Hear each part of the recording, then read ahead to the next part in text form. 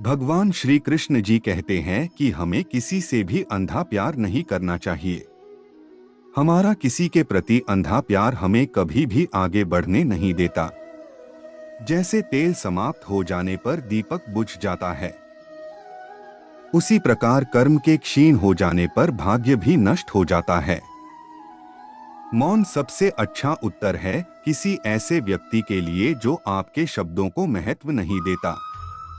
मनुष्य जन्म लेता है तो उसके पास सांसें तो होती हैं, पर कोई नाम नहीं होता। जब मृत्यु होती है तो उसके पास नाम तो होता है, पर सांसें नहीं होती। इसी सांस और नाम के बीच की यात्रा को जीवन कहते हैं। न किसी के अभाव में जियो, न किसी के प्रभाव में जियो। यह जिंदगी है, आपकी अपने स्वभाव में जियो। समय कभी नहीं रुकता। आज यदि बुरा चल रहा है तो कल अवश्य अच्छा आएगा। आप केवल निस्वार्थ भाव से कर्म कीजिए और वही आपके हाथ में है। कोई कुछ भी बोला, स्वयं को शांत को रखो। धूप कितनी ही तेज हो, समुद्र सुखा नहीं करते। मन की गतिविधियों, होश, श्वास और भावनाओं के माध्यम से भगवान की शक्ति सदा तुम्हारे साथ है और तुम्हें बस लगातार एक साधन की तरह प्रयोग कर सके सभी कार्य कर रही है। तुम उसके लिए शोक करते हो जो शोक करने के योग्य नहीं है, और फिर भी ज्ञान की बातें करते हो। बुद्धिमान व्यक्ति ना जीवित और ना ही मृत व्यक्ति के लिए शोक करते हैं। मनुष्य को स्वयं को ईश्वर में लीन कर देना चाहिए। ईश्वर के सिवाय मनुष्य का कोई नहीं होता है। इसके साथ ही यह मानकर कर्म करना चाहिए कि वह भी किसी का नहीं है।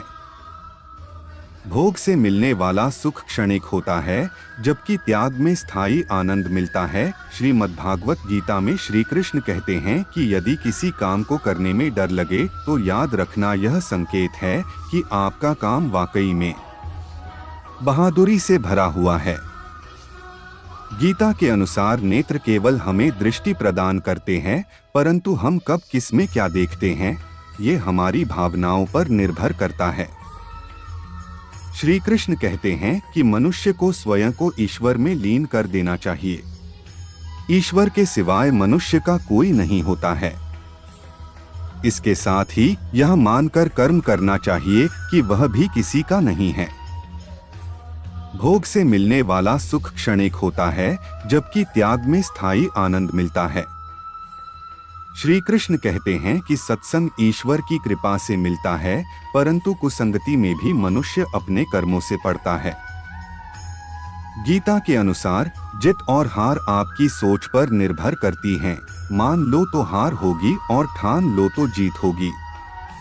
ये भी पढ़े, घर को खुशियों से भर देते हैं। ये फेंग शुई पौधे नहीं रहती है कोई कमी। डिस्क्लेमर, यहाँ मुहैया सूचना सिर्फ मान्यताओं और जानकारियों पर आधारित है। यहाँ यह बताना जरूरी है कि एबीपी लाइव कॉम किसी भी तरह की मान्यता जानकारी की पुष्टि नहीं करता है। किसी भी जानकारी या मान्यता को अमल में लाने से पहले संबंधित विशेषज्ञ से सलाह लें।